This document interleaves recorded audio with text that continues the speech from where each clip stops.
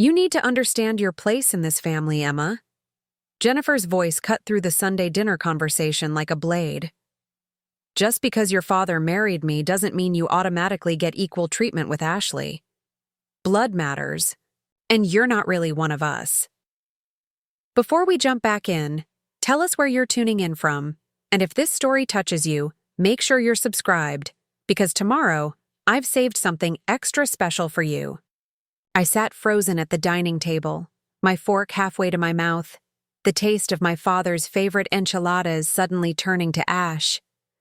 Around us, the warm yellow walls of our Cedar Park home seemed to close in, the family photos on the mantle suddenly, feeling like evidence of my exclusion rather than belonging. My father, Michael Rodriguez, didn't even look up from his plate. His silence spoke volumes. Ashley, my 17-year-old stepsister, shifted uncomfortably in her chair, her eyes glued to her phone screen. Even she seemed to sense the cruelty in her mother's words, though she'd never dare speak against Jennifer. Not when it benefited her to stay quiet. This wasn't the first time Jennifer had made it clear that I was an outsider in what used to be my childhood home. But something about the casual viciousness of her statement, delivered over Sunday dinner as if she were commenting on the weather, finally broke something inside me. My name is Emma Rodriguez, and I'm 25 years old. If you saw me walking down the streets of Austin, Texas, you might think I had it all figured out. College graduate with a business degree, steady job at a local nonprofit, my own small apartment near downtown.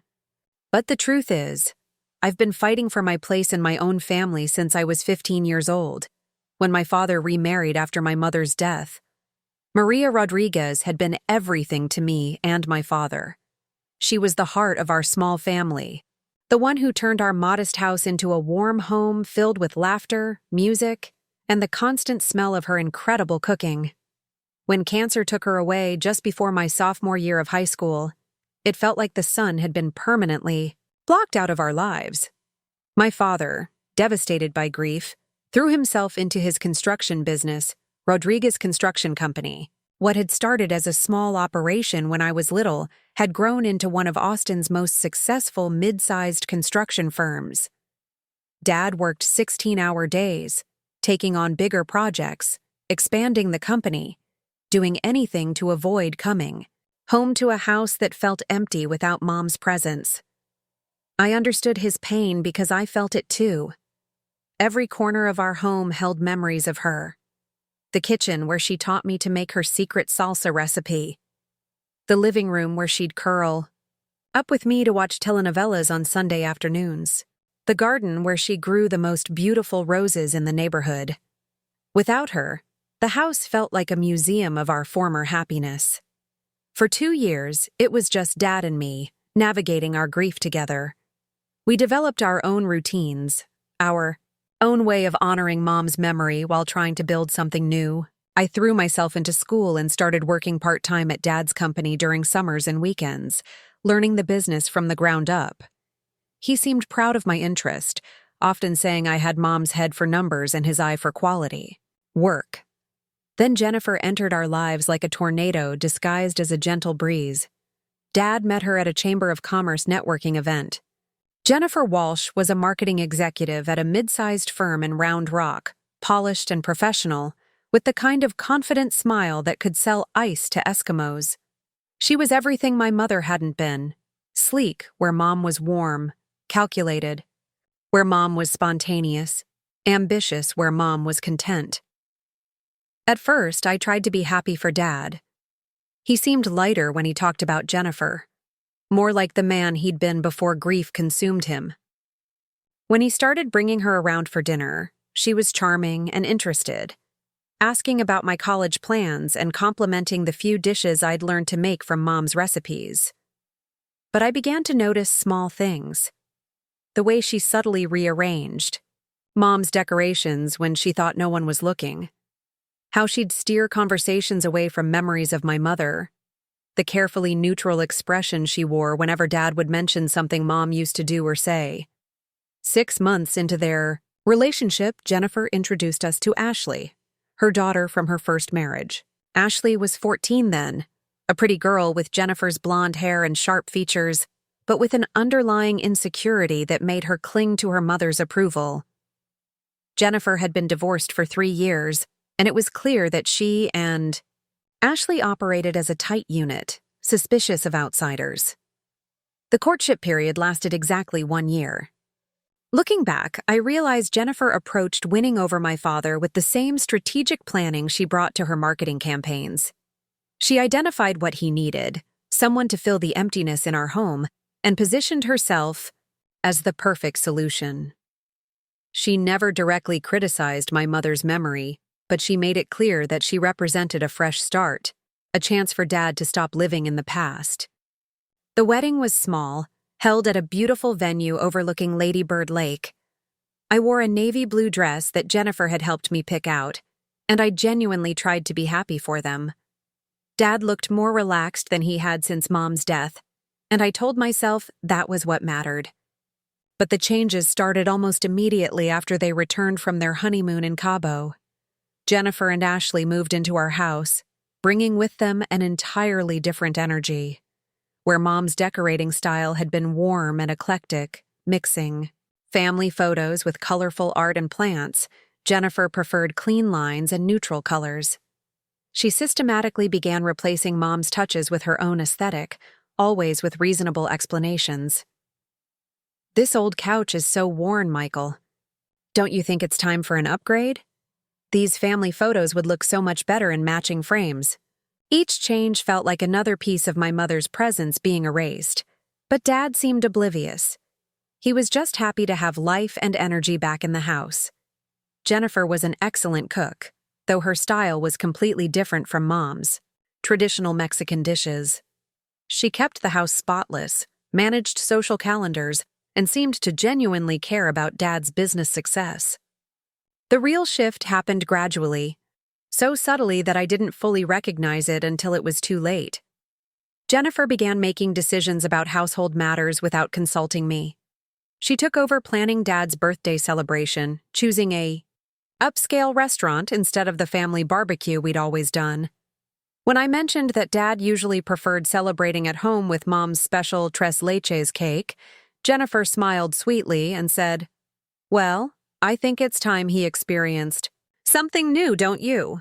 She started referring to Ashley and herself as the girls when talking to Dad about family plans, while I became Emma, or sometimes just your daughter, as if my relationship to the family required explanation. When Dad would suggest including me in their weekend plans, Jennifer would agree enthusiastically, but somehow the logistics never quite worked out. "Oh, Emma probably has college friends to see," she'd say, or "She's so busy with work, I didn't want to impose." The most painful part was watching my relationship with Dad change. It wasn't that he loved me less, but Jennifer had become his primary advisor, his sounding board, his partner in all decisions. Conversations that used to happen between him and me now happened between him and Jennifer, with me occasionally brought in for updates rather than consultation. By the time I graduated college and started working at the nonprofit, the dynamic was firmly established. I was the adult daughter who visited on Sundays, while Jennifer and Ashley were the family who lived the daily life with Dad. When I'd try to discuss business matters with him, he'd often defer to Jennifer's opinion, saying she had a better head for strategy. When I'd suggest family traditions we used to enjoy, he'd look to Jennifer to see if she was interested. The final straw came during last Christmas. I had carefully planned to recreate one of Mom's favorite holiday traditions, making tamales, together as a family on Christmas Eve. I'd even tracked down Mom's old recipe cards and bought all the ingredients. But when I arrived that morning, I found Jennifer and Ashley already in the kitchen, assembling a completely different menu of what Jennifer called elevated holiday appetizers. "Oh, Emma," Jennifer said, barely looking up from her artfully arranged charcuterie board. "I should have mentioned we were changing things up this year. Ashley and I thought it would be fun to try something more sophisticated. You understand, right?" I stood in the doorway holding grocery bags full of masa and pork shoulder, feeling like an intruder in my own family's kitchen. Dad was in his recliner, watching football, seemingly unaware that anything significant was happening. Ashley avoided eye contact, clearly uncomfortable but unwilling to advocate for including me. That was when I understood that Jennifer's strategy had worked perfectly. She hadn't directly excluded me or turned Dad against me. Instead, she'd gradually repositioned herself as the center of the family unit, making me feel like a guest in my own home. Preparing and narrating this story took us a lot of time, so if you are enjoying it, subscribe to our channel. It means a lot to us. Now back to the story. Every tradition, every decision, every family moment now flowed through her, and challenging that meant challenging Dad's happiness. So I learned to swallow my frustration and accept the role I'd been assigned. I showed up for Sunday dinners, brought appropriate gifts for birthdays and holidays, and tried to maintain a relationship with Dad, despite feeling like I was always competing with Jennifer for his attention. I told myself it was temporary, that once Ashley graduated high school and moved out, maybe the dynamics would shift back towards something more balanced. But tonight's dinner had crossed a line I hadn't even realized existed. Jennifer's declaration that blood mattered, and I wasn't really one of them, wasn't just cruel. It was a direct attack on my place in the Rodriguez family. And Dad's failure to defend me, to even acknowledge what she'd said, felt like the final confirmation of where I truly stood. As I sat there, struggling to process the magnitude of what had just happened, I made a decision that would change everything. I wasn't going to accept this treatment anymore. I wasn't going to pretend that Jennifer's behavior was acceptable just to keep peace in the family. And I certainly wasn't going to let her rewrite the history of who belonged in this family and who didn't. What I didn't know then was that fate was about to hand me an opportunity to prove exactly how wrong Jennifer was about blood, family, and where real loyalty lies. But that revelation was still 2 weeks away, hidden in a document that would turn Jennifer's carefully constructed family hierarchy completely upside down. For now, all I could do was finish my dinner in silence, planning my response to this latest humiliation, while Jennifer continued chatting with Ashley about their upcoming shopping trip, acting as if she hadn't just delivered a devastating blow to someone she claimed to consider family. The enchiladas had gone completely cold, but I forced myself to take another bite anyway. I wouldn't give Jennifer the satisfaction of seeing me flee from the table. If she wanted to play games about who belonged in this family, she was about to discover that she'd picked the wrong opponent. As I sat there, mechanically chewing food that tasted like sawdust, I began to understand something crucial about the woman who had taken over my family. Jennifer wasn't just thoughtlessly cruel or accidentally insensitive. Every slight, every exclusion, every subtle put-down had been calculated to establish her dominance and secure her position. She saw me as a threat to her control over Dad and the life she'd built, so she'd systematically worked to marginalize me. But what Jennifer didn't understand was that while she'd been playing politics, I'd been learning from my father's business, understanding how loyalty and respect really work. And soon, very soon, she was going to discover that blood doesn't just matter in the way she thought it did. The irony would become clear in just a few short weeks, when Jennifer would be the one begging for acceptance, for inclusion, for mercy, from the family member she'd spent years trying to convince didn't really belong. The confrontation at Sunday dinner replayed in my mind throughout the following week. Each time I remembered Jennifer's words about blood mattering and me not being really one of them, the anger burned fresh in my chest. But anger, I'd learned from years of dealing with her subtle manipulations, wasn't enough. I needed information, and I needed a plan. My opportunity came the following Saturday when Jennifer announced she and Ashley were taking a girls' weekend trip to San Antonio for shopping and spa treatments. Dad had a golf tournament with his business partners, leaving me the perfect window to do something I'd been considering for months, but never had the courage to attempt. I'd been thinking about Dad's will and estate planning ever since I'd started working at the nonprofit, where part of my job involved helping families navigate end-of-life financial planning. It struck me as odd that Dad, who was so meticulous about every aspect of his business, had never discussed his estate plans with me. Given that I was his only biological child and had worked in the family business, it seemed natural that I'd at least know the basic framework of his intentions. But whenever I'd tried to bring up the topic, Dad would deflect with jokes about being too young to worry about such things. Or Jennifer would change the subject entirely. Their evasiveness had planted a seed of suspicion that had been growing steadily, especially after witnessing how completely Jennifer had taken control of every other aspect of Dad's life. That Saturday morning, I used my key to let myself into the house while they were all gone. The familiar scent of Jennifer's expensive candles had long since replaced the warm smell of Mom's cooking, but I pushed down the wave of nostalgia and headed straight for Dad's home office.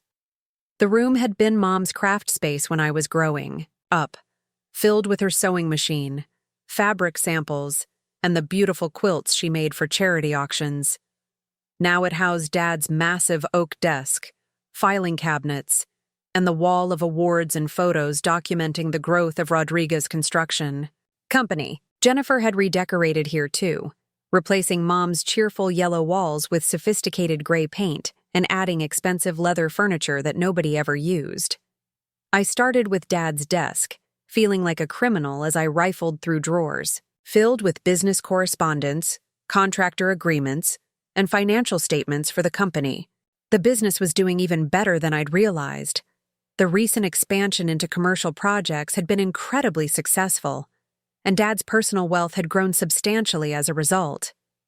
In the bottom drawer, I found a folder labeled Personal Financial Planning that made my heart race. Inside were bank statements showing multiple accounts with balances that shocked me, investment portfolios worth hundreds of thousands of dollars, and life insurance policies with benefits totaling over $1 million. Dad had been much more successful than he'd ever let on, even to me. But what I was really looking for wasn't there. No will, no estate planning documents, no indication of how Dad intended his wealth to be distributed after his death. Either he'd been procrastinating on something that important, which seemed completely out of character, or the documents were stored somewhere else.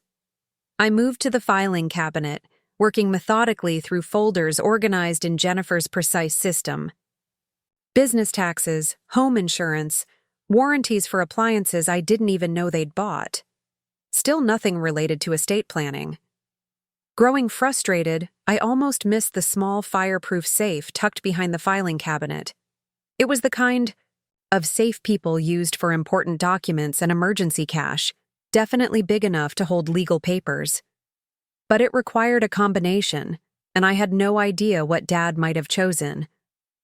I tried his birthday first, then mine, then Mom's. Nothing. Ashley's birthday didn't work either, nor did their wedding anniversary. I was about to give up when I remembered something Mom used to say about Dad's sentimental nature. Despite his practical exterior, he never forgot meaningful dates. I tried the date of Mom's death, the numbers feeling heavy on my fingers as I turned the dial. The safe clicked open. Inside were several document folders, some cash, and Mom's jewelry that I hadn't seen since her funeral.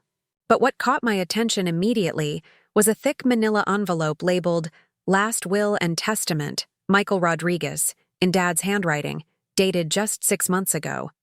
My hands trembled as I opened the envelope. I knew I was crossing a line by reading it, but Jennifer's behavior had pushed me past caring about normal boundaries.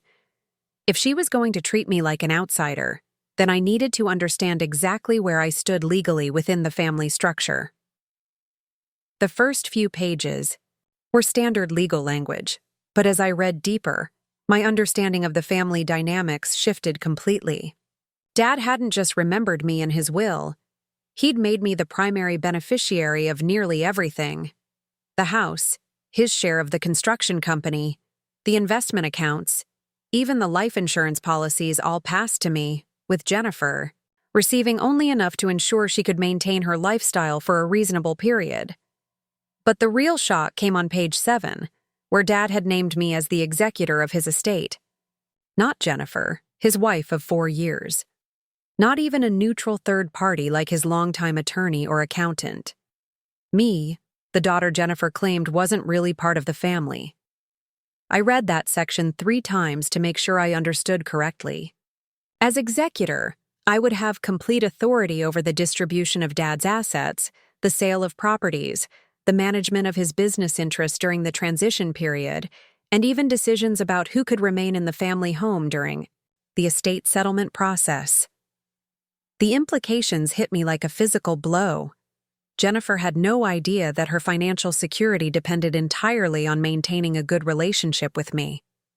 All her calculated cruelty, her systematic exclusion of me from family decisions, her casual dismissal of my place in the family, none of it would matter if something happened to Dad. I would have complete control over her future. But there was more. Attached to the will was a detailed letter from Dad, explaining his reasoning. As I read his words, I felt tears gathering in my eyes for the first time since Mom's funeral.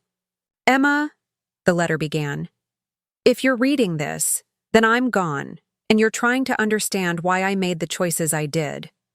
I need you to know that despite how things may have seemed these past few years, you have always been the most important person in my life. I know Jennifer and I haven't always handled the family dynamics perfectly. I've watched you struggle to find your place in our new family structure, and I've failed you by not addressing that more directly. But I want you to understand that my silence wasn't indifference. It was my attempt to give Jennifer and Ashley time to adjust to having you in their lives. What Jennifer doesn't know, what I've never told her, is that my love for her will never diminish my loyalty to you. You are my daughter, my blood, the living reminder of the best years of my life with your mother. The business we built together belongs to you because you understand its value, not just financially, but personally. You know what it meant to your mother and me to build something from nothing. I've made you executor because I trust your judgment more than anyone else's. You have your mother's wisdom and my stubborn determination to do what's right, even when it's difficult. Jennifer is a good woman, but she thinks in terms of immediate wants rather than long-term consequences. You think like an owner, like someone who understands that true wealth comes from building something that lasts.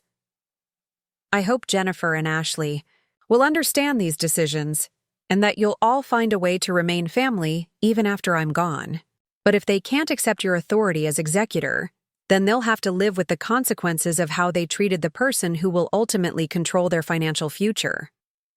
Take care of them if you can, Mija, but don't let anyone make you feel like you don't belong in your own family ever again. You are a Rodriguez, and that means something that goes beyond legal documents or marriage certificates. All my love, Dad. I sat in Dad's leather office chair, holding the letter and crying harder than I had since Mom's death. All this time, I'd thought Dad was oblivious to Jennifer's treatment of me, that he'd chosen his new wife's happiness over his daughter's well-being.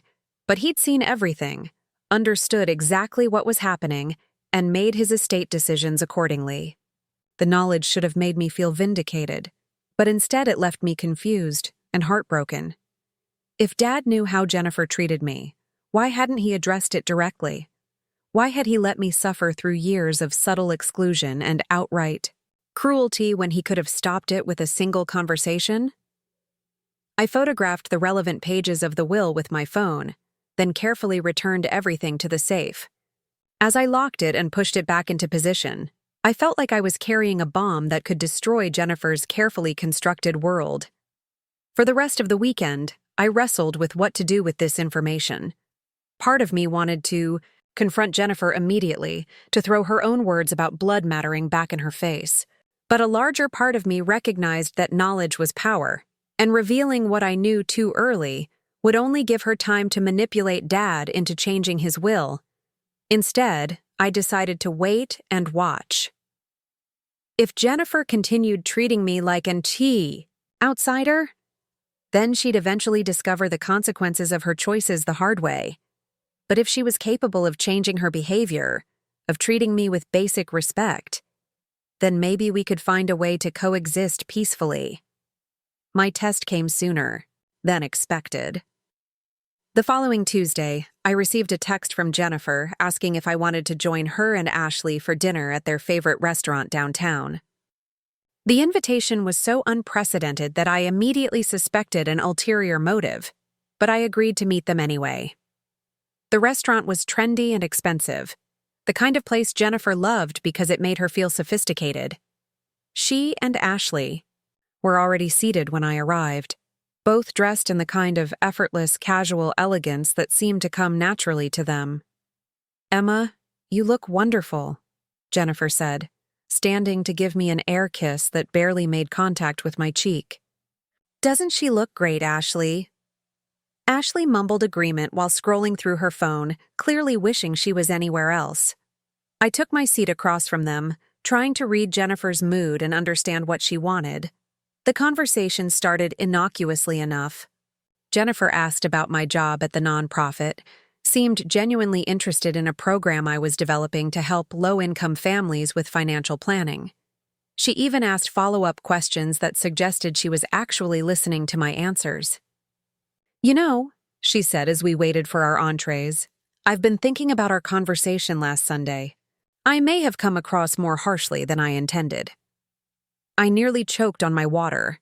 Jennifer apologizing, even indirectly, was like spotting a unicorn in downtown Austin. "I think sometimes I get protective of Ashley and our family unit in ways that might seem exclusionary," she continued. "That wasn't my intention, and I hope you understand that you're absolutely part of this family." The apology was masterfully crafted, acknowledging wrongdoing without taking full responsibility, expressing regret without admitting specific fault. It was the kind of non-apology that politicians used when they'd been caught saying something indefensible but didn't want to appear weak by completely backing down. "I appreciate you saying that," I replied carefully, trying to gauge whether this was genuine remorse or strategic positioning. "Good," Jennifer smiled, but it didn't reach her eyes.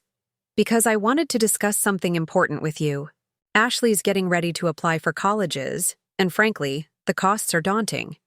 Your father and I have been discussing ways to manage the financial burden." And there it was. The real reason for this dinner, the motivation behind Jennifer's sudden interest in family harmony. She wanted something. "Dad's always been good about planning for major expenses," I said neutrally. "Oh, absolutely," Jennifer agreed quickly. "But you know how he is about the business. So focused on reinvesting profits back into growth that sometimes personal financial planning takes a back seat. Ashley's looking at some excellent schools, but the tuition costs."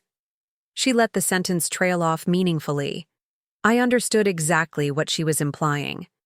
Jennifer wanted me to advocate with Dad for Ashley's college expenses, to use whatever influence I had to ensure Ashley's education was fully funded. It was a reasonable request from a stepmother's perspective, but the timing made it feel manipulative. "Have you talked to Dad about setting up a college fund for Ashley?" I asked.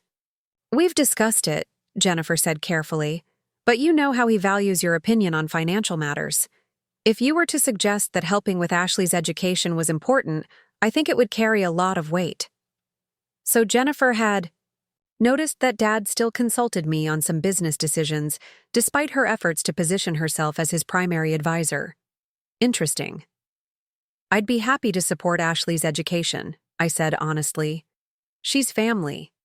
Jennifer's smile became more genuine at that, and for a moment I caught a glimpse of what she might be like if she wasn't constantly calculating her next move. The rest of the dinner passed pleasantly enough, with Jennifer making an obvious effort to include me in conversation and even asking for my advice on a marketing challenge she was facing at work. Ashley remained largely silent, but seemed less hostile than usual. As we said goodbye in the restaurant parking lot, Jennifer surprised me by giving me an actual hug instead of her usual air kiss. "Thank you for tonight, Emma," she said.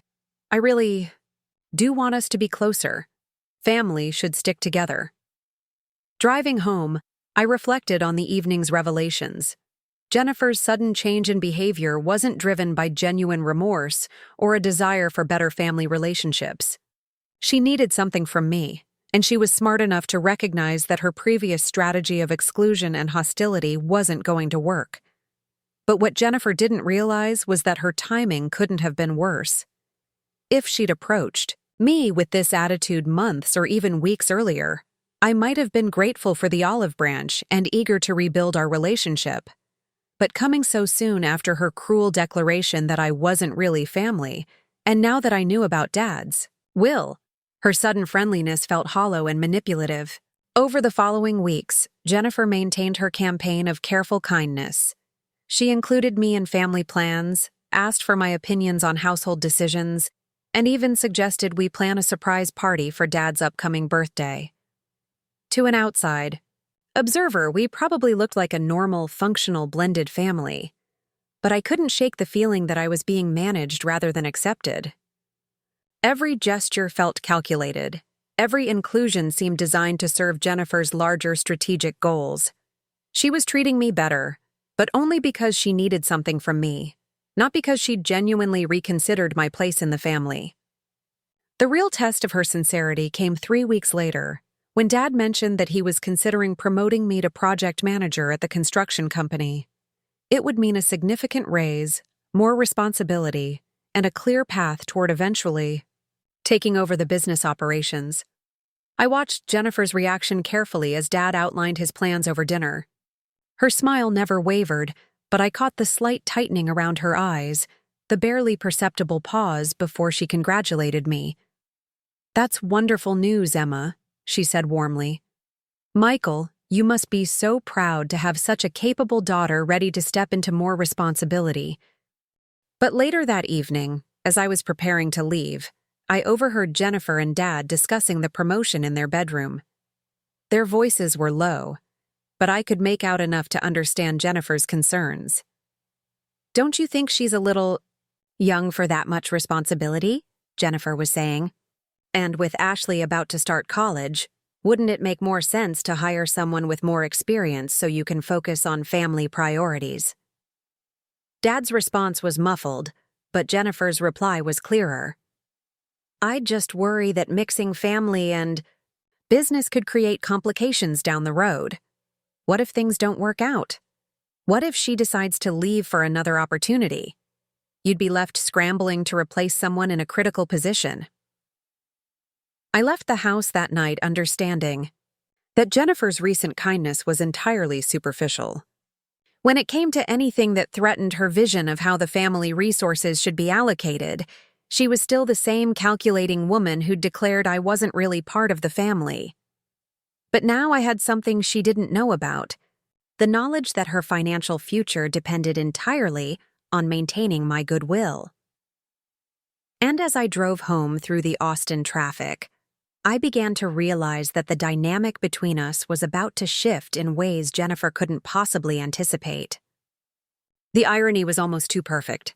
Jennifer had spent years trying to minimize my importance in the family hierarchy, never realizing that Dad had been quietly ensuring I'd have ultimate authority over that very hierarchy after his death. Her campaign to position herself as the central family figure had been built on a foundation she didn't even know was crumbling beneath her feet. But I wasn't cruel like Jennifer. I wouldn't use my knowledge to torment her or make her feel insecure. Instead, I'd give her the opportunity to prove whether her recent change in behavior was genuine or just another manipulation. If she could treat me with consistent respect and genuine acceptance, then I'd make sure she and Ashley were taken care of when the time came. If she couldn't, well, then she'd discover exactly how much blood really mattered in the Rodriguez family. The fragile peace between Jennifer and me lasted exactly 6 weeks before everything exploded in ways I never could have anticipated. It started with a phone call at 7:30 on a Tuesday morning. I was getting ready for work when my phone rang with Dad's number, but it was Jennifer's panicked voice on the other end. "Emma, you need to get to Cedar Park Regional Hospital right now. Your father collapsed at the construction site. They're taking him into surgery." The coffee mug slipped from my hands, shattering against my kitchen floor as the words registered. "What happened?" Is he okay? Heart attack. Jennifer's voice was shaking. A massive one. The paramedics said if his foreman hadn't been right, they're to start CPR. She couldn't finish the sentence. I was already grabbing my keys, my mind racing through 1,000 terrible possibilities. I'll be there in 20 minutes. What room? They haven't told us yet. Just get here, Emma. Please. The drive to the hospital passed in a blur of anxiety and regret. All those Sunday dinners where I'd bitten my tongue instead of telling Dad how much I loved him. All the conversations we'd never had about Mom, about the business, about what really mattered. Now I might never get the chance. When I arrived at the cardiac intensive care unit, I found Jennifer and Ashley huddled together in the waiting room. Jennifer looked terrible, her usually perfect makeup streaked with tears, her designer clothes rumpled like she'd slept in them. Ashley was crying quietly, her phone forgotten in her lap for once. Any news? I asked, settling into the uncomfortable plastic chair beside them. Jennifer shook her head. He's been in surgery for 3 hours. The doctor said they had to perform emergency bypass surgery. The blockage was almost complete. We sat in silence for a while, the weight of uncertainty pressing down on all of us. Despite everything that had happened between us, seeing Jennifer's genuine terror made me realize that whatever her faults, she did love my father. The calculation and manipulation that characterized her usual behavior had been stripped away, leaving behind raw fear of losing the man who'd become the center of her world. He's going to be okay, I said finally, though I wasn't sure if I was trying to convince them or myself. Dad's stubborn. He won't give up without a fight. Jennifer nodded, wiping her eyes with a tissue that looked like she'd used it a dozen times already. He was so excited about the new commercial project. He'd been working 60-hour weeks getting everything ready for the bid presentation. I kept telling him to slow down, but you know how he is. I did know. Dad had always been a workaholic. But since Mom's death, the business had become his way of avoiding emotional pain.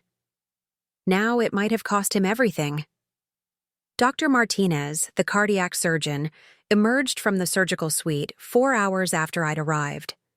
His expression was serious, but not grim as he approached our little group. The surgery went well, he began, and I felt the breath I'd been holding rush out of my lungs. We were able to clear the blockages and restore blood flow to the heart. However, Mr. Rodriguez suffered significant cardiac damage. The next 48 hours will be critical. Jennifer gripped my hand so tightly I could feel her wedding ring cutting into my fingers. Can we see him? He's in recovery now, but he should be moved to ICU within the hour. You can see him then, but only immediate family, and only 2 visitors at a time. As Dr. Martinez walked away, the implications of his words settled over. Us, immediate family. In the hospital's eyes, that meant Jennifer as his wife and me as his daughter. Ashley, being his stepdaughter, might not qualify depending on how strict they were about the rules. You should go in first, I told Jennifer. You're his wife. She looked at me with an expression I'd never seen before, something between gratitude and surprise. Thank you, Emma. That means a lot. When they finally let us into Dad's room, I was shocked by how small and fragile he looked, connected to all the machines. His face was gray, his breathing shallow but steady. Jennifer took the chair beside his bed and began talking to him softly, telling him about Ashley's latest school project, about a funny story from her work, about how much she needed him to get better. I stood at the foot of the bed, watching the monitors and trying to process the possibility that I might lose the only parent I had left. All the anger and frustration of the past few years seemed petty compared to the simple desire to have more time with him. Over the next 2 days, we maintained a vigil at the hospital. Jennifer and I took turns staying overnight. Ashley joined us after school each day, and we fell into a routine that felt surprisingly natural. The crisis had stripped away all the artificial tensions and power struggles, leaving us functioning like an actual family for the first time since Dad's wedding. On the third day, Dad finally woke up properly. His first words were asking if everyone was okay, typical of a man who worried about others even while lying in a cardiac ICU. When he saw Jennifer and me sitting together beside his bed, he managed a weak smile. "My girls," he whispered, his voice hoarse from the breathing tube. "Taking care of each other." Jennifer started crying again, but this time from relief. "Don't ever scare us like that again, Michael Rodriguez. Do you hear me?" Dad's recovery was slow but steady. The doctors said he'd need at least 6 weeks of rest before he could even think about returning to work, and even then, he'd have to make significant lifestyle changes. No more 60-hour weeks, no more high-stress project deadlines, and definitely no more ignoring his health for the sake of the business. It was during his second week in the hospital that the conversation I'd been dreading finally happened. Dad was feeling well enough to worry about practical matters, and his first concern was the construction company. "Emma," he said one afternoon when Jennifer had gone home to shower and change clothes, "I need you to step up with the business while I'm recovering. Can you handle the Patterson project presentation next week?" The Patterson project was the biggest commercial contract Rodriguez Construction had ever bid on, potentially worth over $2 million. It was exactly the kind of opportunity that could take the company to the next level, but it also required someone who understood both the technical aspects and the financial implications. "I can do it, Dad. I've been working on the proposal with you for months." He nodded, relief evident in his expression. "Good. And I want you to start thinking about taking over more operational responsibilities permanently. This heart attack was a wake-up call. I can't keep running the business like I'm still 30 years old."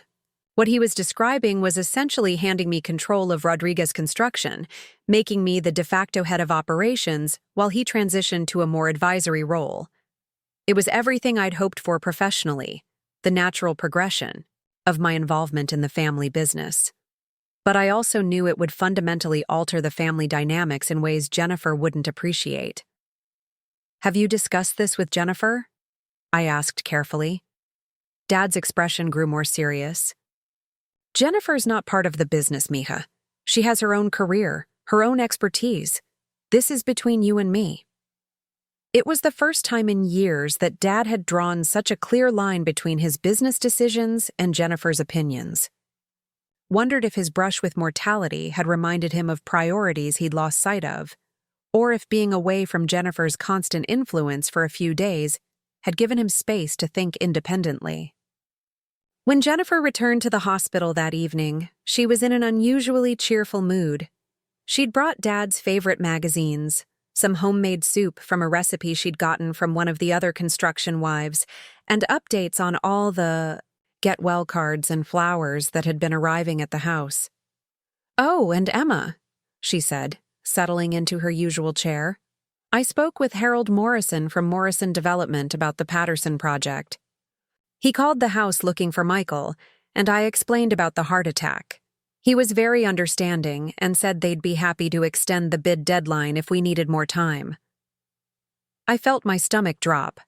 Harold Morrison was the client for the Patterson project, and the bid deadline was absolutely critical. Most commercial clients wouldn't extend deadlines unless they had serious doubts about a contractor's ability to deliver, and even mentioning the heart attack could raise questions about the company's stability. "You told him about Dad's heart attack?" I asked, trying to keep my voice neutral. "Well, yes. I thought it was better to be honest about why Michael couldn't take the call personally." Dad was frowning now, his color improving enough that his displeasure was visible. "Jennifer, we never discuss my health issues with clients. That's basic business practice." "But I thought they should know why you weren't available," Jennifer protested. "I was trying to help. By making them question whether Rodriguez Construction is reliable enough to handle a $2 million project?" The stress was evident in Dad's voice, and I could see his heart rate increasing on the monitor. "Dad, calm down," I said quickly. "It's not a disaster. I'll call Harold tomorrow and address any concerns he might have. Jennifer looked stricken. I'm so sorry, Michael. I didn't realize. I was just trying to be helpful. But the damage was done.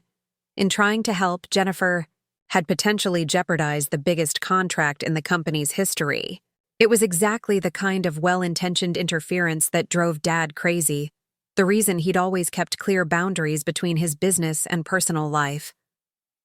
The next morning, I called Harold Morrison to do damage control. He was polite, but clearly concerned about the company's ability to fulfill the contract if Dad was facing a long recovery.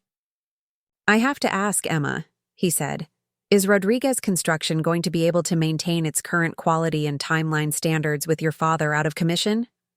Absolutely, I replied confidently. Dad's been preparing me to take over operational responsibilities for months. This just accelerated the timeline. I've been involved in every aspect of the Patterson project from the beginning, and I have a team of experienced supervisors who can handle the day-to-day management. And your stepmother mentioned this was a massive heart attack. Is your father going to be able to continue running the business long-term? There it was, the question Jennifer's well-meaning honesty had raised. Dad will always be involved in strategic decisions, but the business is transitioning to the next generation anyway. That's been part of our long-term planning. After 20 minutes of reassurances and detailed explanations of our project management processes, Harold seemed satisfied. We scheduled the presentation for the following week, and I promised to bring Dad's original architectural plans along with my own operational timeline. When I got back to the hospital, I found Jennifer and Dad in the middle of a tense conversation. I was just trying to be transparent, Jennifer was saying. In my business, honesty is always the best policy with clients. Marketing and construction are completely different industries, Dad replied, his frustration evident. In construction, clients need confidence that you can deliver on time and on budget. Mentioning health issues raises questions about reliability. Jennifer looked hurt and defensive. I can't read your mind, Michael. If you don't want me talking to your clients, then maybe you should have mentioned that at some point in the last 4 years. It was a fair point, actually. Dad had never explicitly explained his business communication preferences to Jennifer, and she couldn't be expected to intuitively understand the nuances of client relations in an industry she'd never worked in. But I could see the deeper issue emerging. Dad's heart attack had forced him to confront the fact that he needed to delegate more responsibility, and Jennifer's interference with the Patterson project had reminded him why he'd always kept her separate from business decisions. The crisis was highlighting fundamental differences in judgment that had been masked by their personal relationship. Over the following days, similar incidents accumulated. Jennifer tried to reschedule contractor meetings without understanding their priority. She offered opinions on project timelines based on her marketing experience that didn't translate to construction realities. She even suggested that Dad might want to sell the business entirely and retire, not understanding that Rodriguez Construction represented his life's work and primary source of identity. Each well-intentioned mistake reinforced Dad's growing realization that Jennifer, despite her intelligence and professional success, didn't understand the business that had been his passion for 25 years. And more importantly, she didn't seem to grasp that her lack of understanding was problematic. The situation came to a head during Dad's 3rd week in the hospital. I'd successfully presented the Patterson project proposal and won the contract, a victory that should have been cause for celebration. Instead, it became the catalyst for a confrontation that would change everything. I'd brought the good news to the hospital, expecting Dad to be thrilled about landing the biggest contract in company history. He was pleased, but his reaction was more subdued than I'd expected. "That's wonderful, mija," he said, squeezing my hand. "I knew you could. Do it. This proves you're ready to take over operations permanently." Jennifer, who'd been reading in the corner, looked up sharply. "Take over operations? What do you mean permanently?" Dad glanced between us, suddenly realizing he'd never explicitly discussed the transition plans with Jennifer. Emma's going to be running the day-to-day operations of the business while I recover, and probably long-term too. This heart attack made me realize I need to step back. But what about Ashley's college expenses? Jennifer asked, her voice tight with concern. If you're stepping back from the business, how does that affect our financial planning? It was a reasonable question, but the way she framed it revealed her priorities. Not congratulations for my success, not excitement about Dad's recovery plans, but immediate worry about how changes in his business involvement might affect their financial security. The business will be more profitable with Emma running operations, Dad replied. She understands efficiency and cost management in ways I never did. Ashley's college fund will be fine. But what if something happens to the business? What if Emma decides to leave or pursue other opportunities? Then what happens to our security? Jennifer's questions revealed a fundamental misunderstanding of how family businesses work. She was treating Rodriguez Construction like Dad's job rather than his legacy, something that could be easily replaced rather than carefully preserved and passed down. Emma's not going anywhere, Dad said firmly. This is her company as much as it is mine. She's been part of building it since she was 16 years old. But legally, it's still your company, right? I mean, what happens if... Jennifer trailed off, but the implication was clear. What happens if Dad died? What would happen to Jennifer and Ashley's financial security if I controlled the business? The conversation was making Dad visibly agitated, his heart rate monitor beeping more frequently. But I could see he was also frustrated by Jennifer's inability to understand that some things were more important than immediate financial security. Jennifer, he said finally, Emma is my daughter and my business partner. She's not going to abandon the company or leave you and Ashley without support. But I need you to understand that Rodriguez Construction is my legacy, and I'm going to make sure it continues in the right hands. It was the clearest statement Dad had ever made about his priorities, and Jennifer's expression showed that she'd received the message loud and clear. In any conflict between preserving his business legacy and protecting her financial security, the business would come first.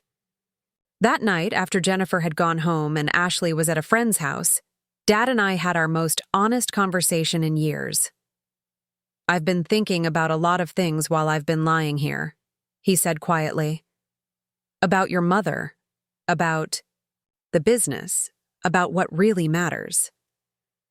I waited, sensing he needed to work through his thoughts without interruption. I think I've been trying so hard to make everyone happy that I've lost sight of what's actually important. Your mother always said that family loyalty goes both ways. You earn it by giving it. Dad, you don't have to explain anything. Yes, I do. His voice was stronger now, more like the decisive businessman I remembered from childhood. Jennifer is a good woman, and I love her. But she's never understood that Rodriguez Construction isn't just my job, it's my identity. It's the life your mother and I built together, and it's what I want to leave to you. He paused, staring at the ceiling. When she told Harold Morrison about my heart attack, she wasn't trying to hurt the business. But she also wasn't thinking about what the business means to me, to us. She was thinking about managing a problem, not protecting something precious. I understood what he was trying to say. Jennifer approached problems with a marketing mindset, looking for ways to control messaging and manage perceptions. But some things couldn't be managed or marketed. They had to be protected and preserved. The business will be yours eventually. Emma, officially. I've been working with David Chen to update all the legal documents. But I want you to understand the responsibility that comes with it. My heart started racing, but not from fear, from anticipation. Rodriguez Construction isn't just a company, it's a legacy. Your mother helped build it, you've grown up in it, and someday maybe your children will be part of it too. That's worth more than any amount of money Jennifer might worry about. As I drove home that night, I reflected on how much the dynamics had shifted in just 3 weeks. Dad's heart attack had forced him to confront priorities he'd been avoiding, and Jennifer's well-meaning mistakes had highlighted fundamental differences in how they viewed the business and the family. But I also knew that Jennifer wasn't going to accept these changes quietly. She'd spent 4 years positioning herself as Dad's primary advisor and confidant, and watching him turn to me for business decisions represented a threat to everything she'd built. The real confrontation was still coming, and when it arrived, I'd finally have the chance to use the knowledge I'd been carrying about Dad's will. Jennifer was about to discover that blood really did matter in the Rodriguez family, just not in the way she'd always assumed. The storm that had been brewing between Jennifer and me finally broke 3 days after Dad came home from the hospital. I'd taken a leave of absence from the nonprofit to manage Rodriguez construction during Dad's recovery, spending my days at the office coordinating projects and my evenings at the house helping Dad review contracts and financial reports. It was exhausting but exhilarating work, the kind of challenge I'd been preparing for my entire adult life. Dad was following doctor's orders about rest, but his mind was as sharp as ever when it came to business decisions. We'd fallen into a comfortable routine where I'd handle the daily operations and consult with him on major strategic choices. For the first time since Jennifer had entered our lives, I felt like Dad and I were truly partners again. That harmony apparently threatened Jennifer more than I'd realized. I was in Dad's office late Wednesday evening, reviewing the quarterly profit and loss statements when Jennifer appeared in the doorway wearing an expression I'd never seen before. Not her usual calculated composure, or even her recent attempts at friendliness, but something raw and desperate that immediately put me on guard. "We need to talk," she said, closing the door behind her with more force than necessary. I looked up from the financial reports, noting that her hands were shaking slightly. "About what?" "About what you're doing to this family." Her voice was tight with barely controlled emotion. "About how you're taking advantage of your father's vulnerability to manipulate him into giving you everything you've always wanted." The accusation was so far from reality that I almost laughed. "Jennifer, what are you talking about?" "Don't play innocent with me, Emma. I see exactly what's happening here." She began pacing in front of Dad's desk, her designer heels clicking against the hardwood floor. "Your father has a heart attack, and suddenly you're indispensable. Suddenly you're the only one who can save the business, the only one who understands his vision, the only one he trusts with important decisions." I set down my pen and gave her my full attention. This was clearly a conversation that had been building for weeks, and Jennifer had finally reached her breaking point. "Dad trusts me with the business because I've been working in it for years," I said calmly. "Because I understand construction and project management and client relations. It's not manipulation. It's competence." "Is it?" Jennifer's voice rose. "Or is it the fact that you've been systematically undermining my relationship with your father since the day he married me?" The projection in that statement was breathtaking. Jennifer had spent 4 years marginalizing me in the family, and now she was accusing me of doing exactly what she'd been doing to me. "I've never undermined your marriage," I replied. "I've barely even defended myself when you've made it clear I don't belong in this family." "There it is." Jennifer pointed at me triumphantly. "The victim routine. Poor Emma, always excluded, never appreciated. Do you have any idea how exhausting it's been trying to include you in our family when you've resented my presence from day one?" I stood up slowly, recognizing that this conversation was about to go places we'd never be able to come back from. "Jennifer, I've spent 4 years trying to find my place in the family structure you created. I've accepted your rules, followed your lead on holiday traditions, stepped aside when you needed to be the center of Dad's attention. The only thing I've never accepted is being told I don't really belong here." "Because you don't." The mask finally slipped completely. This was our fresh start, Michael's and mine. Our chance to build something new without constantly living in the shadow of your sainted mother and her perfect memory. The mention of Mom hit like a physical blow, but I forced myself to stay calm. My mother isn't a shadow, Jennifer. She's part of this family's history, part of Dad's history. Pretending she never existed doesn't make your marriage stronger. Doesn't it? Jennifer laughed bitterly. Because from where I'm sitting, it looks like you've spent 4 years making sure Michael never stops comparing me to her. Saint Maria. Who loved the business, who understood his vision, who supported his dreams. Tell me, Emma, how exactly am I supposed to compete with a ghost? For the first time since Jennifer had entered our lives, I glimpsed the insecurity driving all her calculated cruelty. She wasn't just threatened by my place in the family. She was threatened by Mom's continuing influence on Dad's heart and mind. You were never competing with Mom, I said quietly. Dad chose to marry you because he loved you, not because he was trying to replace her. Did he? Jennifer's voice cracked.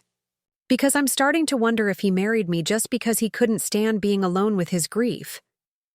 And now that you're back in the picture, playing the perfect daughter and business partner, where does that leave me and Ashley?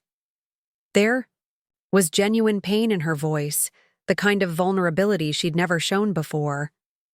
For a moment, I almost felt sorry for her. Dad loves you, Jennifer. His heart attack scared him into realizing he needs to make some changes, but that doesn't diminish his feelings for you. Changes like handing over his life's work to you instead of planning for his wife and stepdaughter's security? And there it was, the real source of her panic. Jennifer had built her entire identity around being Dad's wife, his primary advisor, his partner in all important decisions. Watching him turn to me for business guidance threatened the foundation of everything she'd constructed. The business has always been part of my inheritance, I said carefully. Dad's been preparing me to take over operations for years. Has he? Jennifer's eyes narrowed. Because that's not how he presented it to me when we were dating. He told me Rodriguez Construction was his retirement plan, that he intended to sell it when he was ready to step down. He never mentioned grooming you to take over. This was news to me. Had Dad really told Jennifer he planned to sell the company? Or was she misremembering conversations to support her current narrative? Maybe his plans evolved as I got older and more experienced, I suggested. Or maybe you've been manipulating those plans all along. Jennifer's voice hardened again. Maybe you've been working on him to change his mind about selling, to cut Ashley and me out of the financial security we were promised. The accusation stung because it revealed how fundamentally Jennifer misunderstood my relationship with Dad. She saw everything through the lens of manipulation and strategic positioning, because that's how she operated. The idea that Dad might simply trust my judgment and want to preserve his legacy within the family seemed incomprehensible to her. I've never tried to cut you out of anything, I said firmly.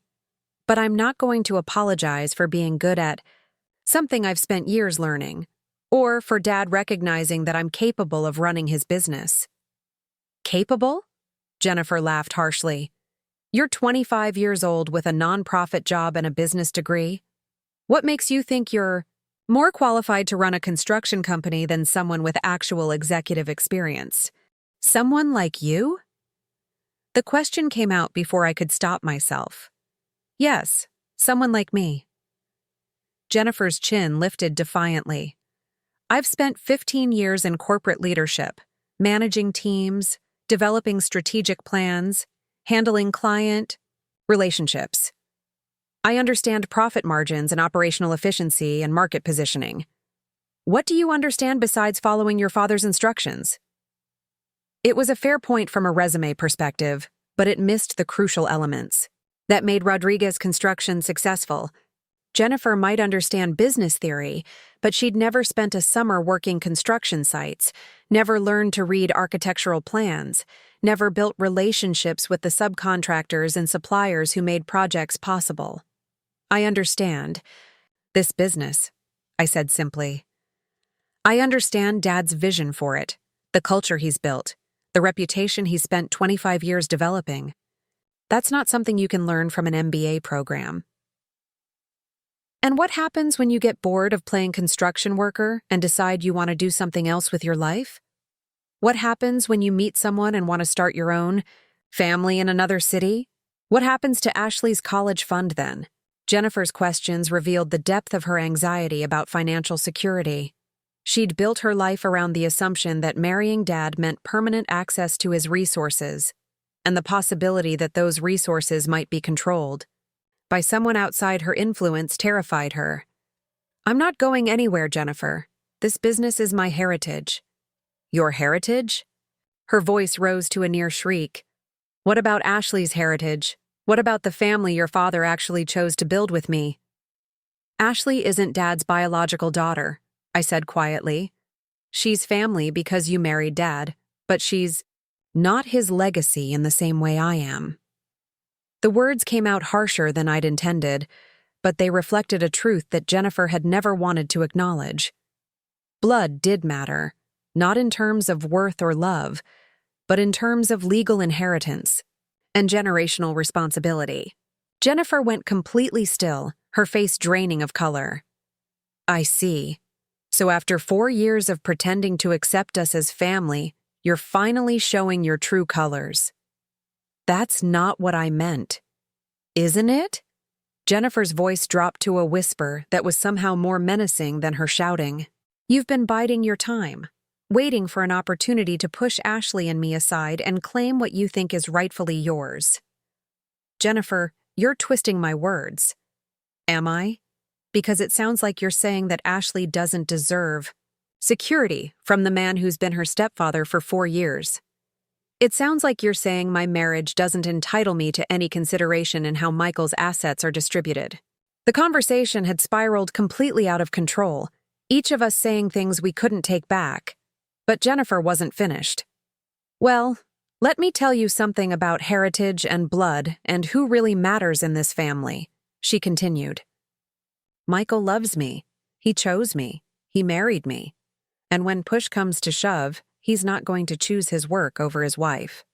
This isn't about choosing between the business and your marriage." "Isn't it?" Jennifer smiled coldly. "Because I think it's time Michael understood that he can't have both. He can't hand over his life's work to someone who's never shown anything but resentment toward his actual family while expecting that family to just accept being pushed aside." The threat in her voice was unmistakable.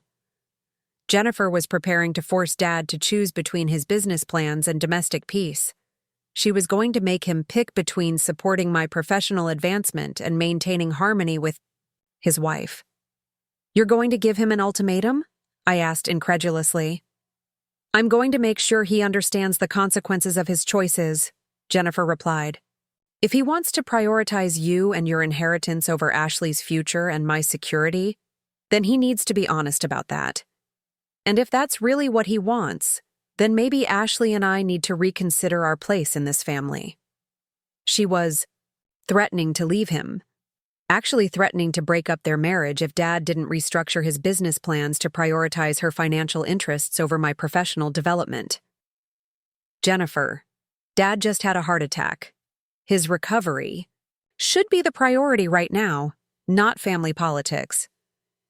"His recovery is exactly why we need to settle this now," she shot back. "Because I'm not going to spend the next 20 years wondering if my husband values his first family more than the one he actually chose to build." With that, she turned and walked out of Dad's office, leaving me standing there trying to process what had just happened. The careful civility that had characterized our relationship since Dad's heart attack had been completely shattered, replaced by open warfare over his legacy and affections. I knew I should go after her, try to defuse the situation before she could present Dad with her ultimatum. But another part of me was almost relieved that the pretense was finally over. At least now we were being honest about what this conflict was really about. 20 minutes later, I could hear Jennifer and Dad talking in their bedroom, her voice rising and falling in the cadence of someone presenting a carefully constructed argument. I couldn't make out specific words, but the tone was unmistakable. She was making her case, laying out her grievances, demanding that he choose sides in a conflict she'd created. Dad's responses were quieter, harder to discern, but I could tell he was getting agitated. The stress in his voice carried even through the closed door and down the hallway. Against my better judgment, I crept closer to their room, needing to understand how Dad was responding to Jennifer's ultimatum. "You're asking me to choose between my daughter and my business," I heard him say, his voice strained.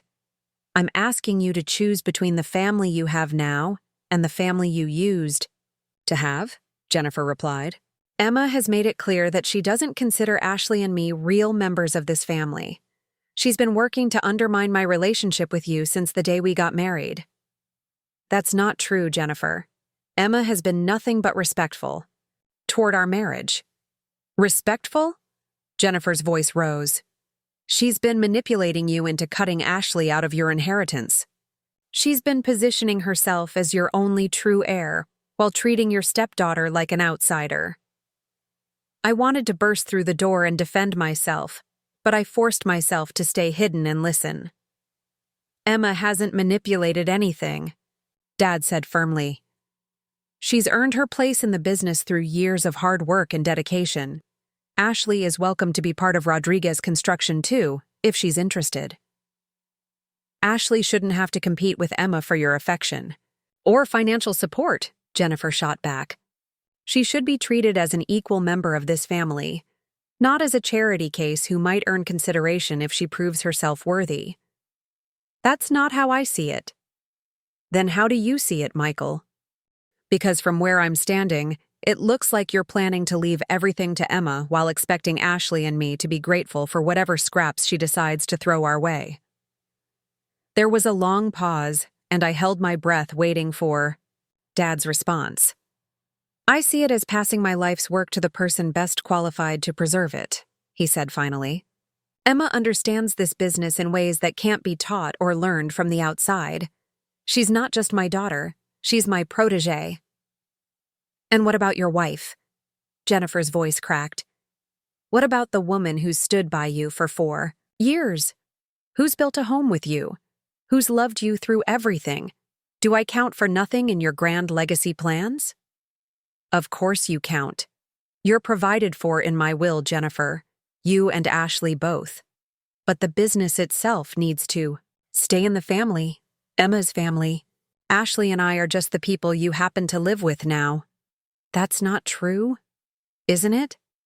Jennifer was crying now, her voice thick with tears and rage. "Because it sure feels like every important decision you make comes down to what Emma wants, what Emma needs, what Emma deserves. When do Ashley and I get to matter that much?" The pain in her voice was genuine, even if her interpretation of events was skewed. Jennifer really did feel like she was competing for Dad's attention and losing to the memory of his first family. But what she didn't understand, what she'd never understood, was that Dad's loyalty to me wasn't about choosing between families. It was about honoring commitments that predated her arrival, responsibilities that couldn't be transferred or shared just because his personal circumstances had changed.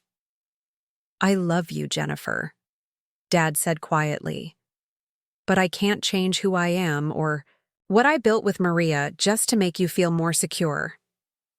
Emma is my daughter and my business partner. That's not negotiable." "Then maybe we need to talk about what is negotiable," Jennifer replied coldly. "Because I'm not going to stay in a marriage where my husband's dead wife's daughter matters more than his living wife's concerns." The threat was explicit now. Jennifer was demanding that Dad choose between his business succession plans and his marriage. She was forcing him to prove his love for her by betraying his responsibilities to me. It was the kind of ultimatum that could destroy a family, the kind of power play that left no room for compromise or reconciliation. And as I listened to the silence that followed her words, I realized that everything was about to change in ways none of us could predict or control. The knowledge I'd been carrying about Dad's will suddenly felt like a loaded weapon. Jennifer had no idea that her financial security was already completely dependent on my goodwill, that her threats to leave Dad would result in her walking away from everything she'd assumed she was entitled to. But more importantly, She had no idea that Dad had already made his choice months ago, long before his heart attack forced the issue into the open. The will in his safe wasn't just a legal document, it was a declaration of values, a statement about what really mattered when everything else was stripped away. Jennifer was about to discover that blood really did matter in the Rodriguez family, just not in the way she'd been assuming all along. The silence following Jennifer's ultimatum stretched for what felt like hours, but was probably only minutes. I could hear Dad's labored breathing through the bedroom door, the stress of the confrontation clearly affecting his recovery. When he finally spoke, his voice carried a weight I'd rarely heard before. "Jennifer, I think you need to be very careful about the threats you're making right now." "They're not threats, Michael. They're consequences. I'm telling you what will happen if you continue prioritizing Emma over the family you actually live with every day. And I'm telling you that some things aren't negotiable. Emma is my daughter. Rodriguez Construction is the business her mother and I built together. Those aren't positions I'm willing to compromise on to appease your insecurities." The finality in Dad's voice made my heart race. He was choosing me, choosing the business, choosing to honor Mom's memory and his own principles over Jennifer's demands for financial security and emotional priority. "Fine," Jennifer said, her voice turning ice cold. "Then you've made your choice. Ashley and I will start making arrangements to move out. You can have your precious business and your devoted daughter. I hope they keep you warm at night." I heard footsteps moving toward the bedroom door and quickly retreated to the kitchen, not wanting to be caught eavesdropping. Jennifer emerged moments later, her face flushed with anger and tears, and headed straight for the front door without acknowledging my presence. "I'm going to pick up Ashley from her friend's house," she called back toward the bedroom. "When we get back, we're going to pack. I think it's time we found somewhere we're actually wanted." The front door slammed with enough force to rattle the windows, leaving the house eerily quiet. I stood in the kitchen, processing what had just happened. Jennifer hadn't been bluffing. She was actually prepared to leave Dad, to break up their marriage rather than accept that I had a legitimate place in the family hierarchy. Dad appeared in the kitchen doorway a few minutes later, his face gray with exhaustion and stress. The confrontation had clearly taken a toll on his recovery, and I felt guilty for being the catalyst that had pushed Jennifer to this extreme. "Dad, you should be resting. Your heart can't handle this kind of stress right now." He waved off my concern and sank into one of the kitchen chairs, suddenly looking every one of his 53 years. "Emma, I need to tell you something. Something I should have explained years ago." I joined him at the kitchen table, noting how his hands shook slightly as he folded them in his lap. "When I married Jennifer, I thought I was clear about certain boundaries. I told her that you were my daughter, and that Rodriguez Construction was always intended to be your inheritance. I thought she understood that marrying me didn't mean erasing the commitments I'd made to you and your mother. She seems to think, you promised to sell the business when you retired." Dad shook his head wearily. "I may have mentioned selling as one possible option when we were dating, but it was never a firm plan. Jennifer heard what she wanted to hear and built her expectations around assumptions I never confirmed." "So what happens now? She's really going to leave?" "I don't know, mija. I hope not. I love Jennifer, and I love Ashley too. But I can't build my marriage on the foundation of betraying my daughter or abandoning the legacy your mother and I created together." The weight of responsibility settled on my shoulders like a lead blanket. Dad was willing to sacrifice his marriage to protect my inheritance, and the knowledge of what that would cost him emotionally was almost unbearable. "Dad, maybe there's a compromise we haven't considered. Maybe we could restructure things so Jennifer feels more secure without undermining the business succession." "What kind of compromise?" Dad asked, though his tone suggested he'd already considered and rejected most possibilities. "I don't know yet, but Jennifer's not entirely wrong about needing financial security. If something happened to you, she and Ashley would need support. Maybe we could find a way to provide that without compromising Rodriguez Construction's future. Dad studied my face carefully. You'd be willing to share your inheritance to keep my marriage intact? The question forced me to confront my own priorities. Was I willing to give up part of what I'd always assumed would be mine to preserve Dad's happiness? The answer surprised me with its clarity. If it means you don't have to choose between your daughter and your wife, yes, I'd consider it. Relief flickered across Dad's features, but before he could respond, we heard Jennifer's car pulling into the driveway. She was back sooner than expected, and the sound of car doors slamming suggested she'd brought Ashley with her for whatever confrontation was coming next. Jennifer stormed back into the house with Ashley trailing behind, looking confused and upset.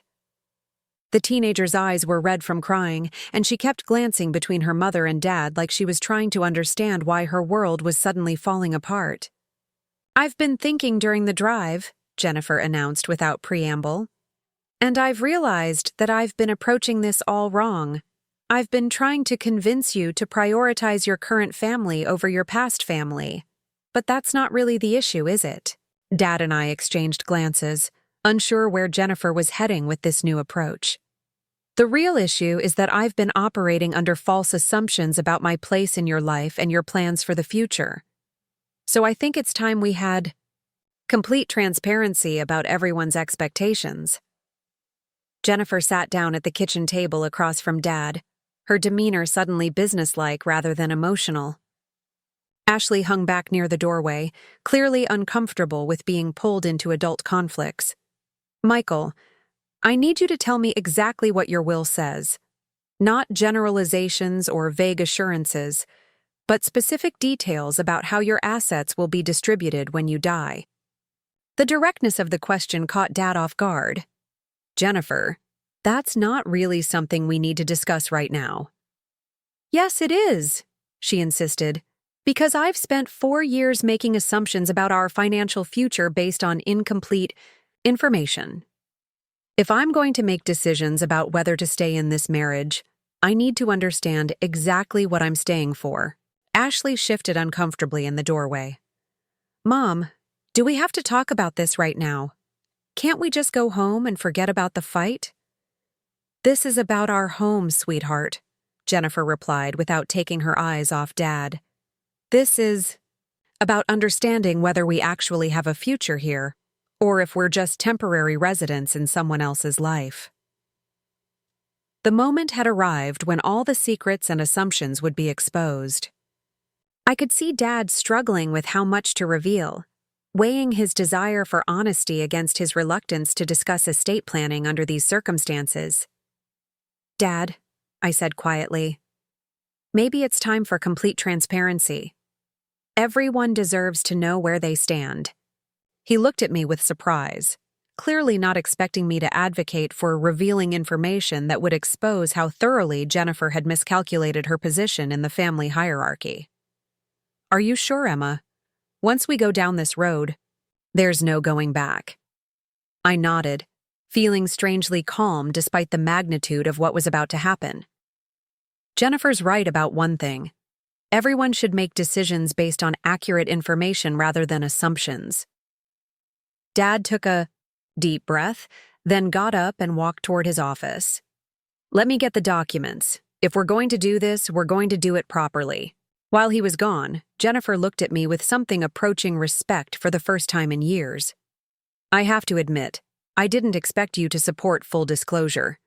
Most people in your position would want to keep their advantages hidden." "I'm not most people," I replied, "and I think you'll find that the reality is more complicated than any of us assumed." Dad returned carrying a thick folder of legal documents. He spread them across the kitchen table like he was preparing for a business presentation, his accountant training evident in how he organized the papers. "These are the current versions of my will, life insurance policies, business succession, documents, and trust arrangements," he began. "Jennifer, you asked for transparency, so here it is." He handed her the first document, his most recent will. I watched her face as she read, seeing confusion replace her initial confidence. "I don't understand," she said after several minutes. "According to this, Emma gets the business and the house, I get a lump sum payment and ongoing monthly support, and Ashley gets her college expenses plus a trust fund that activates when she turns 25. That's correct, Dad confirmed.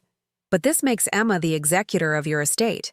She'd be the one making decisions about how these provisions get implemented. Also correct. Jennifer looked up from the documents, her face pale. So, Emma would have complete authority over whether I actually receive the support payments you've promised.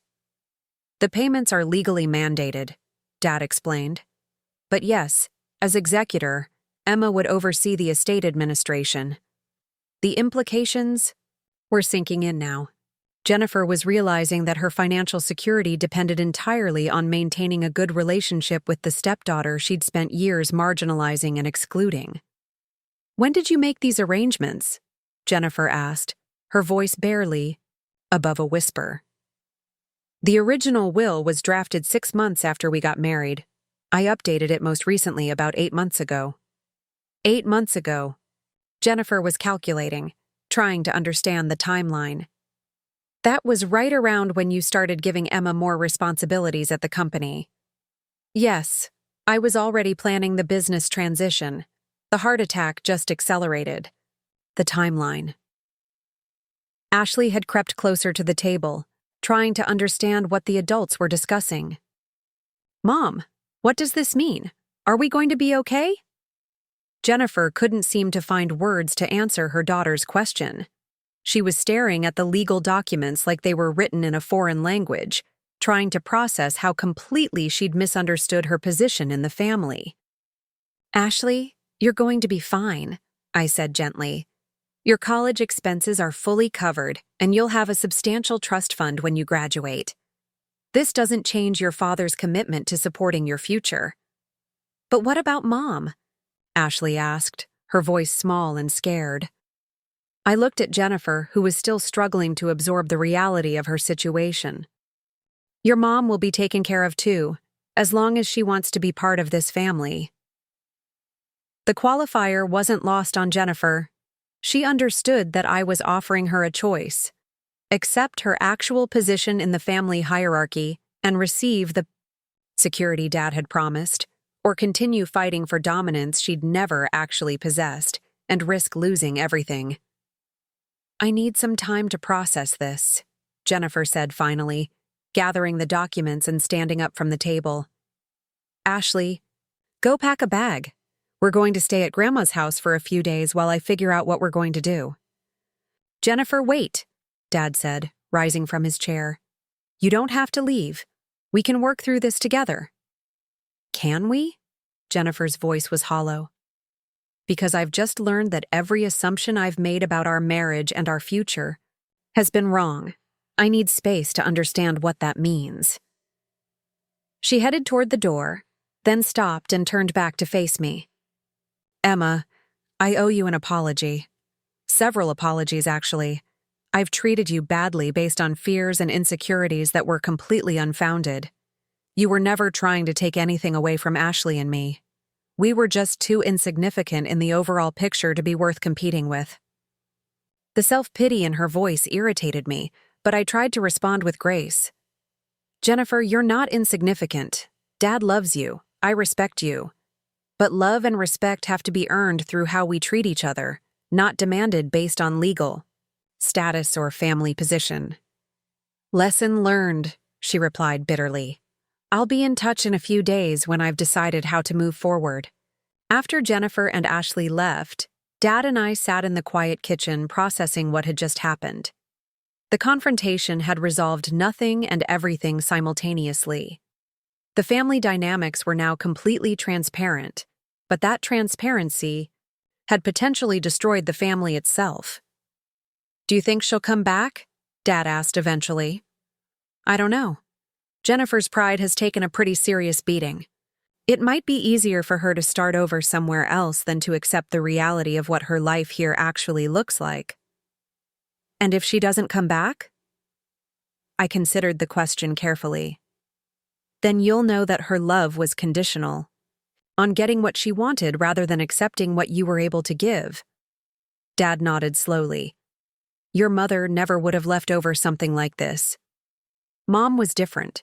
She understood that love isn't about getting equal shares of everything. It's about supporting each other's dreams and building something together that's bigger than what either person could create alone. Jennifer's not a bad person, Emma. She's just... Dad trailed off, searching for the right words. She's just focused on security instead of legacy, I finished. There's nothing wrong with that, but it makes it hard for her to understand why the business matters so much to both of us. We spent the rest of the evening discussing practical matters. How to handle Rodriguez construction if Jennifer's departure created additional stress for Dad. How to manage the family finances if he was suddenly single again. How to maintain relationships with Ashley regardless of what Jennifer decided about the marriage.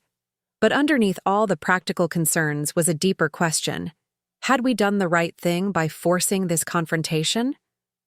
Dad's marriage was probably over. Ashley was caught in the middle of adult conflicts she didn't understand, and Jennifer was facing the reality that her assumptions about financial security had been completely wrong. The next few days passed in strange quiet. Dad threw himself into reviewing business reports, seeming to find comfort in the familiar routines of analyzing project timelines and profit margins. I divided my time between the construction office and checking on him at home, worried that the stress of the marriage crisis would set back his recovery. Jennifer called twice, both conversations brief and businesslike. She needed information about health insurance coverage for Ashley, details about accessing funds from their joint accounts, and clarification about which personal belongings she could reasonably claim in a separation. "She's not coming back, is she?" Dad asked after the second call. "It doesn't sound like it," I admitted. "She's making permanent arrangements, not temporary ones." I failed her somehow. I should have been clearer about expectations from the beginning. "Dad, you can't manage someone else's assumptions." Jennifer heard what she wanted to hear because it fit the future she was trying to create. "That's not your fault." But I could see that Dad was carrying guilt about the marriage's failure, questioning whether he could have handled things differently to preserve the family unit while still protecting my inheritance. The resolution came in an unexpected form a week later. Ashley showed up at the house alone, having taken the bus from her grandmother's neighborhood where she and Jennifer were staying. "I need to talk to both of you," she announced, walking into the kitchen where Dad and I were reviewing contractor bids for the Patterson project. At 17, Ashley was old enough to understand the adult complexities that had torn apart her family, and old enough to make her own decisions about how to respond to those complexities. "Mom's talking about moving back to Dallas where her sister lives," Ashley began. "She thinks it would be easier to start over there than to try to rebuild here." Dad's face fell. Despite everything that had happened, he'd been holding on to hope that the family could eventually find a way back together. "But I don't want to move to Dallas," Ashley continued. "My friends are here, my school is here, and honestly, my life is here. Plus, I've been thinking about what happened last week, and I think Mom's been wrong about a lot of things." I was surprised by Ashley's maturity. The teenager I'd always seen as distant and self-absorbed was revealing a thoughtful, perceptive young woman who'd been paying attention to family dynamics even when she seemed disengaged. "What do you mean?" Dad asked gently. "I mean, Mom's been treating Emma like the enemy when Emma's never done anything except try to fit into our family. I've watched Emma try to include me in conversations, offer to help with school projects, and even stand up for me when Mom was being unfair about curfews or allowances. But Mom kept acting like Emma was this threat that had to be managed." Ashley looked directly at me. "I'm sorry I never defended you when Mom was being mean. I was scared that if I took your side, she'd think I was choosing you over her. But that was cowardly, and I regret it." The apology meant more to me than I'd expected. "Ashley, you were in an impossible position. I never expected you to get in the middle of adult conflicts. Maybe not, but I could have been nicer to you on my own. I could have treated you like my sister instead of like some stranger who happened to live in our house. Dad was crying now, touched by Ashley's maturity and saddened by the missed opportunities for genuine family connection. "What do you want to do about Dallas?" he asked. "I want to stay here and finish high school. I want to go to college with the fund you set up for me, and I want to get to know Emma better, like we should have done years ago." Ashley turned to me. "Would that be okay with you? I know I haven't exactly been welcoming, but I'd like to try to be real sisters if you're willing." The offer was more than I'd ever hoped for from my stepsister. "I'd love that, Ashley. I've always wanted us to be closer." "Good, because I have some things I need to tell you both about what Mom's been planning." Ashley's expression grew serious, and I felt a familiar knot of anxiety forming in my stomach. Mom's been talking to lawyers about contesting Dad's will. She thinks if she can prove that Dad was influenced by his heart attack or by Emma's manipulation, she might be able to get a bigger share of the estate. Dad's face darkened. "She's planning to challenge the will." She was. But when I told her I wanted to stay here and that I thought she was wrong about Emma, she got really upset. She said if I was going to choose Dad's side over hers, then maybe I deserved whatever consequences came from that choice. The vindictiveness in Jennifer's response shocked me. She was willing to punish her own daughter for refusing to support her legal challenge to Dad's estate planning. "Ashley, are you sure you want to stay here if it means damaging your relationship with your mother?" I asked. "My relationship with Mom has been damaged for a while," Ashley replied sadly. "She's been so focused on fighting battles that didn't need to be fought that she hasn't really been present as my parent. At least here I feel like people actually want me around." Dad reached over and squeezed Ashley's hand. "You're always wanted here, sweetheart. You're my daughter too, regardless of what happens between your mother and me." "I know.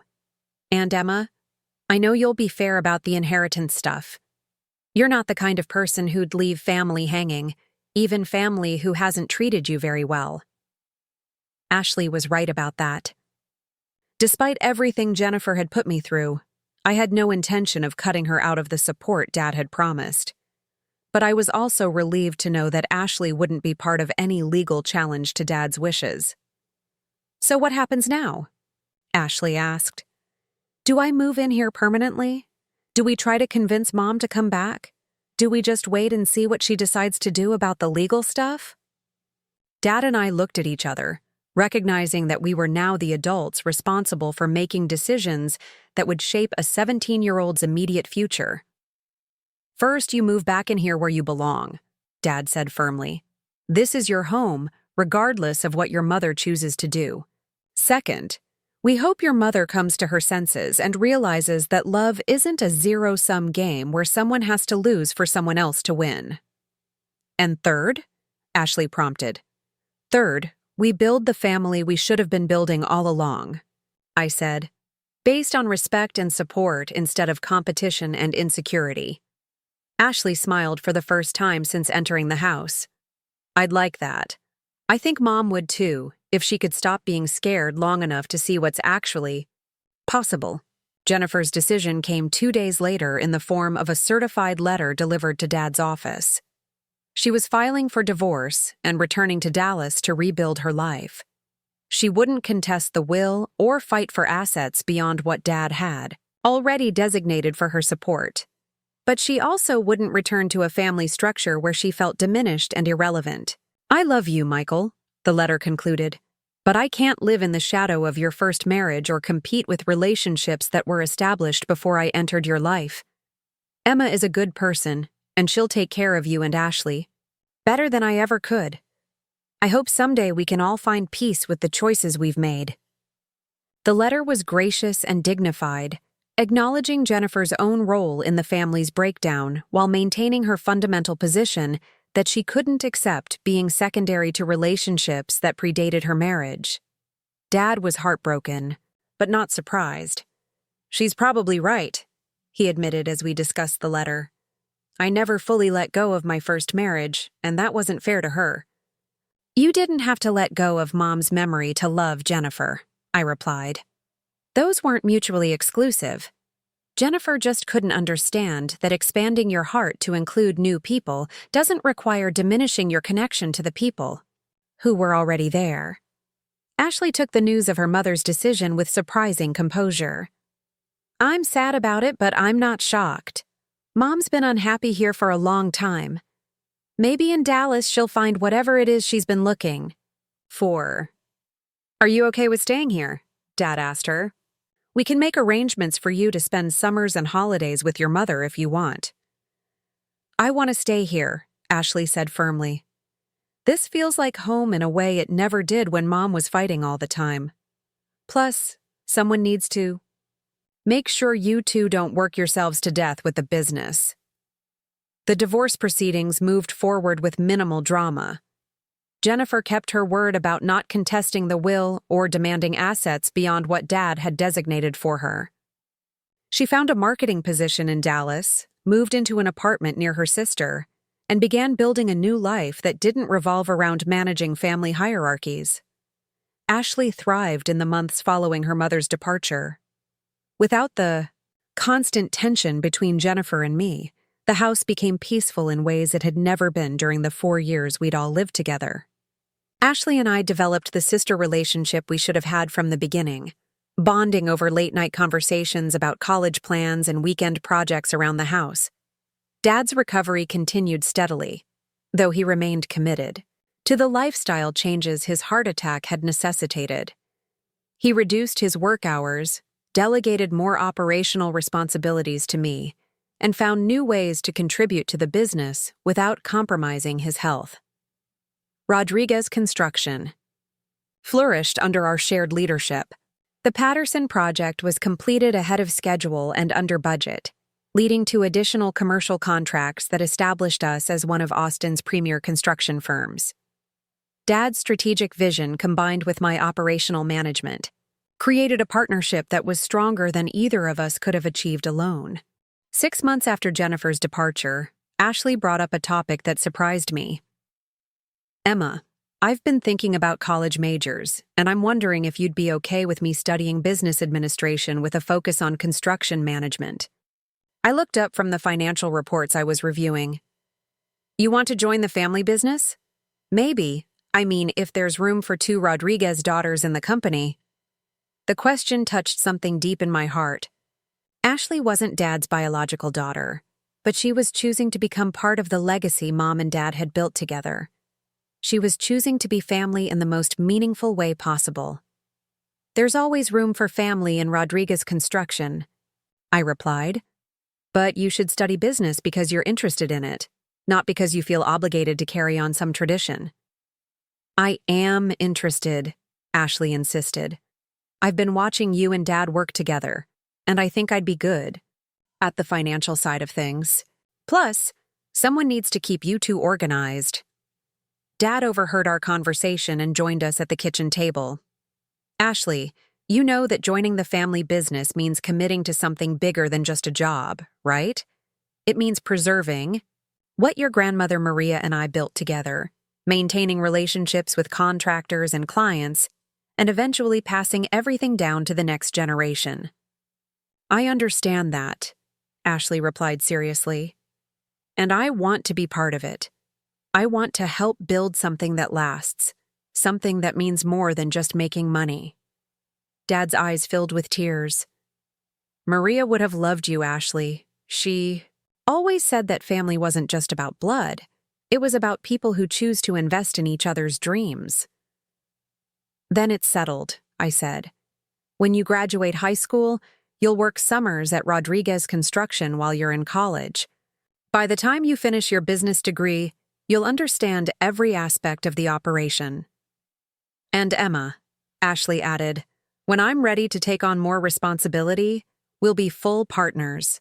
Not you doing me a favor or giving me charity, but actual partners building something together." The conversation represented everything Jennifer had never understood about family dynamics. Ashley was claiming her place in the Rodriguez legacy not through entitlement or manipulation, but through choice and commitment. She was proving that blood might matter, but dedication mattered more. A year later, Dad and I were reviewing annual profit statements when Ashley burst into the office with news from school.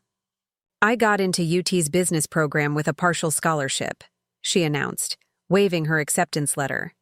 "And they have a construction management track that's exactly what I need for working with you guys." Dad stood up and hugged her tightly. "Congratulations, sweetheart.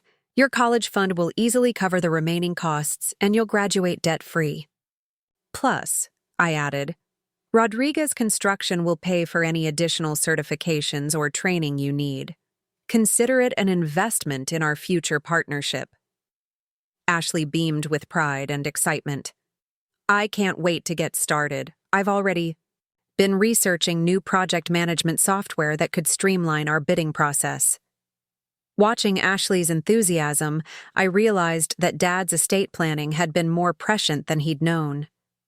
He'd structured his will to provide for the people who would choose to be part of the Rodriguez legacy, regardless of their biological connection to our family. Ashley was proving herself worthy of that investment in ways Jennifer never had. 2 years later, as I sat in the same kitchen where Jennifer had delivered her ultimatum, I reflected on how much had changed. Dad was healthy and happy, actively involved in the business, but no longer carrying the entire burden of leadership. Ashley was excelling in college and spending her summers learning every aspect of construction management. Rodriguez Construction was more successful than ever, with a clear succession plan that ensured its survival for generations.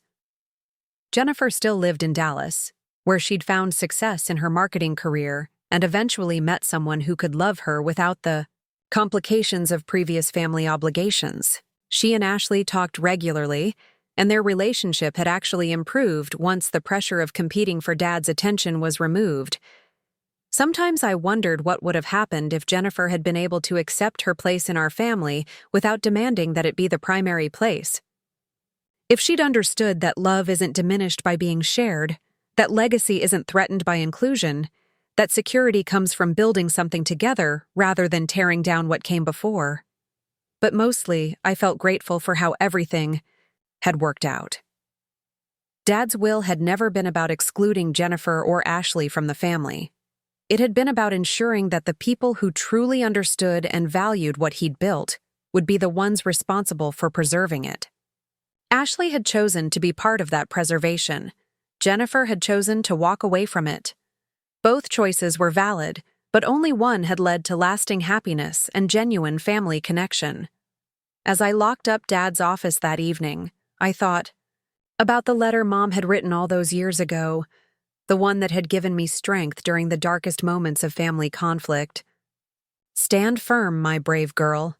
You are stronger than you know." She'd been right. I was stronger than I'd known. Strong enough to fight for my place in the family when it was threatened. Strong enough to offer reconciliation when it was rejected. Strong enough to build something new from the pieces of what had been broken. And most importantly, strong enough to use the power Dad's will had given me not for revenge or exclusion, but for building the kind of family Mom would have been proud of. A family based on choice and commitment rather than obligation and resentment. A family that honored the past while embracing the future. Jennifer had been wrong about blood mattering in the way she'd feared. It wasn't about biological connections determining worth or inheritance. It was about understanding that some bonds transcend legal documents or marriage certificates, that some commitments can't be negotiated or compromised, and that real family members are the people who choose to invest in each other's dreams even when it's difficult. Dad's will had named me Executor, not because I was his biological daughter, but because I was the person who understood what he valued most and could be trusted to protect it. Jennifer could have been part of that protection. If she'd chosen partnership over competition, inclusion over exclusion, building up over tearing down, but she'd made her choice, and now she had to live with the consequences, just as I had to live with the consequences of mine. The difference was that my choice had led to family, legacy, and love. Jennifer's had led to loneliness, regret, and the kind of financial security that couldn't fill the emotional void left by walking away from people who had genuinely cared about her. In the end, Blood really did matter in the Rodriguez family. Not because it determined who deserved love or inheritance, but because it flowed through the hearts of people who chose to honor the sacrifices and dreams of those who came before them. And that, more than any legal document or bank account, was the real inheritance Mom and Dad had left me. Up next, you've got 2 more standout stories right on your screen. If this one hit the mark, you won't want to pass these up. Just click and check them out.